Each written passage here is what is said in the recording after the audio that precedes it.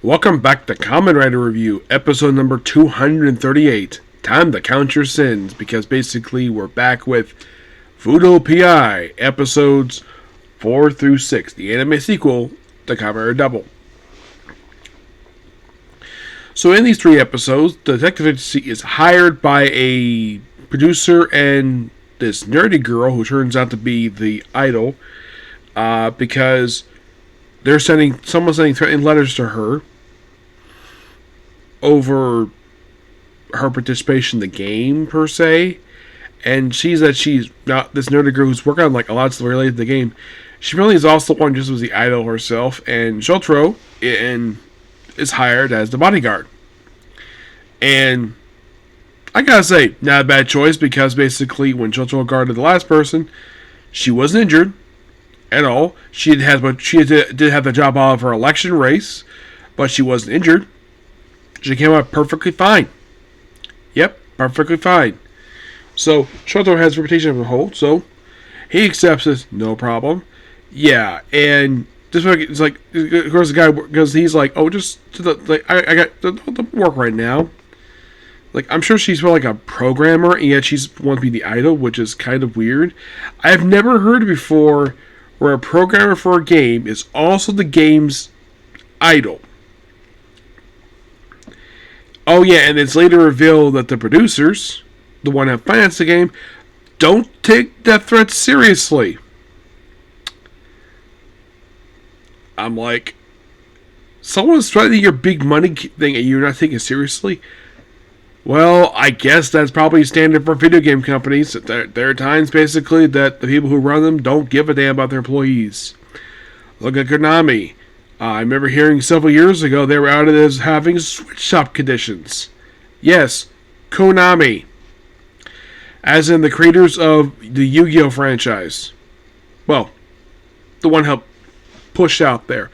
The guy who actually created it, basically, he's just passed away with a Scooby accident. But, so... And we're using our Deathbot, who was a Dragonfly Deathbot. Yes, a Dragonfly one. Which, yeah, apparently this guy was a gamer who tried to actually cheat. And he is so bitter at him losing. At him. That he himself basically programmed the cheat anyways. And the thing is, he got booed for cheating. And I'm like, normally people are encouraged to cheat a lot of the time. Well, and what's the point of having cheat codes?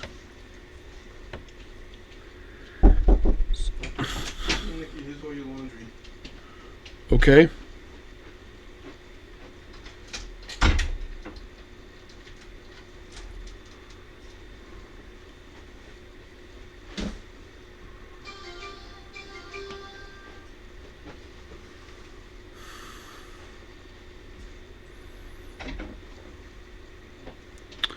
Anyways,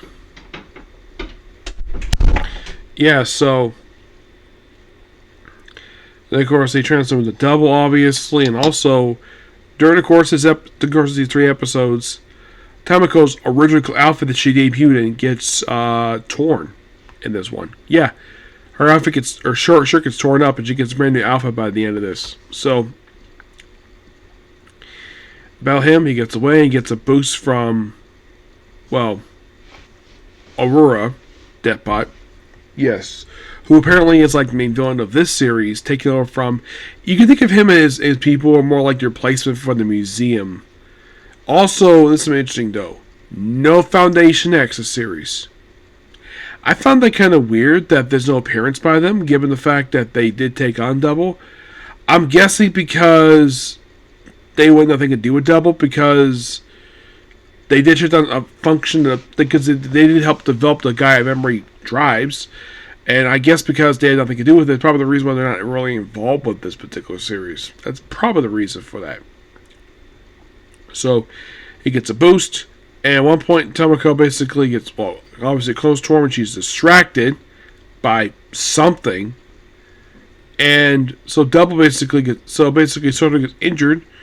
So later on, when they transform in the next episode, well, He transformed, basically Philip transformed into Fang Joker, the Fang Joker double form, which makes its first appearance in the series. Like, oh, this is a friend of mine, and I appreciate though the fact that it acts the same way it does in TV show, which that was really cool.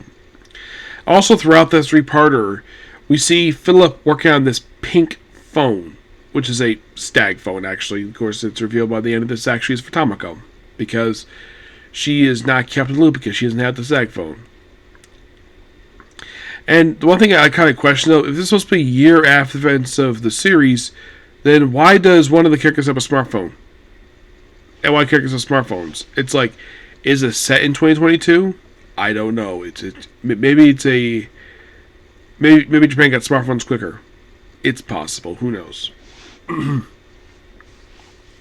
Also, this is something interesting, though, that I did look this up. So, no Kamen Riders outside of basically Double and Excel pop up in this series. Yeah. Also, this arc is noteworthy. Not only debut of Fang Joker in the series, but Kamen Rider Excel. We see him. And, of course, Ayako basically is all lovey-dovey with her husband. Of course, they have the anime trope of, like, oh, the heart things, which... yeah, of course she's happy to see her husband. Of course she is, because she loves him. And you're probably thinking, like, if she loves him so much, why did he give her a child? Apparently, he did. I'll get to that in a later point, when I talk about Drive. Which I'm looking forward to discussing that one. So, basically, Excel, well, Ryu shows up. Of course, Ryu's working with them, obviously, because Soto's injured. And they transform into Fang Joker. And, of course, we don't see Ryu transform into Excel. We see him already in the Excel form anyways. But great to see it. Even if it's small, so I would like to see the transformation sequence again. But they don't have it here. I do appreciate, though, the fact that the animators remembered that, oh yeah, that this is the correct outfit he wears. Like, it's the red leather jacket, red pants, a red color shirt. Yeah, it's animation style, but I do appreciate, though, that the live action characters are done very well in the animation style of this thing. Of course, also, this is done from the style of the manga, but good on them for actually taking notes from the actual. Also, something interesting, though, about Tamako's voice actress is that she never read the manga, so she won't get inspiration for how to portray her character. I'm like, that's interesting. So, by the end of this three-parter, the Dragonfly Deathbot is defeated, and he's taken to the police hospital, and as a result of the producer not taking death threats seriously, and the fact that the producer, the guy who was in charge of this project, he referred to it as Matsup, I think his name is.